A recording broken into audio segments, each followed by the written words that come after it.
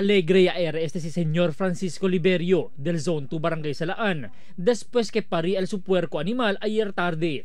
Pero cuando sale el akasinko anak del su puerco, espantaw ya lang sila cuando sale forma elepante, el negro anak del su puerco. Y cuando chequea con este, un ojos lang el tiene este, mientras el pies igual gayon como el elepante. Tiene miedo mi anak, kaya ya sale usted, ya habla mi anak itu buruh daw. Ya tiene miedo mi bata. Un empleyado del OCNR si Señor Francisco, alegre asigun ele cuando 11 anak era el yapari al su puerco, que takwida lang ele para pwede tiene ase carne cada vez tiene celebrasyon o okasyon na di la lugar.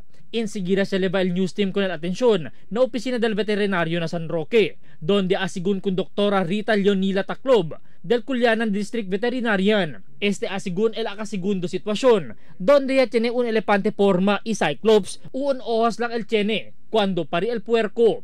8 meses el ya pasa, y asociado también asigun el semejante insidente alina barangay Lumbangan. Hindi asigun este trabajo del mga buruho, sino posible causa este del toxic intake o inbreeding que semejante pamilya del puerco, el quien ya se prinyada con este. So ang causes ng cyclops, it's either genetic, pwede din siya toxins, pwede din siya inbreeding. Plano asigun del familia Liberio, el dale alang con este na di la mabisinos, quien tiene plano preserva con el cuerpo del puerco.